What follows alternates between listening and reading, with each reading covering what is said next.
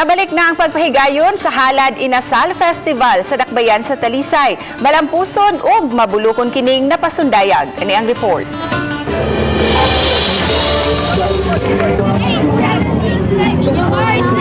Unang gihimo ang street dancing nga nanukad sa Talisay City Hall padung sa Talisay City Central School Grounds.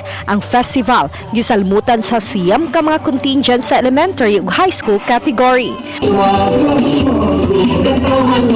Human sa street dancing, gisunodayon ang pagpili sa Halad Inasal Festival Queen and Princess. Malingaw ka mong tanan, pero kanitanan aktor pagkastorya, halad na tanan ni Santa Teresa di Avila. Kung musugot mo, tumuwi na makatambo ang Kapitolyo o 500,000. Mabulokon ang grand showdown nga nag-isig pakitaay ang mga contingents sa ilang sayaw sa nagkalain-laing tema.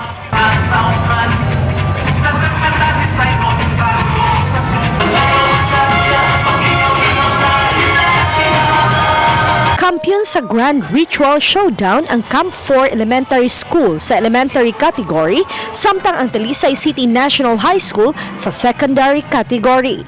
Gidugang sa tourism officer nga may mga nagkalain-laing kalihukan paunya ang himuon aron mapadayon ang nahimong trademark sa maong dakbayan.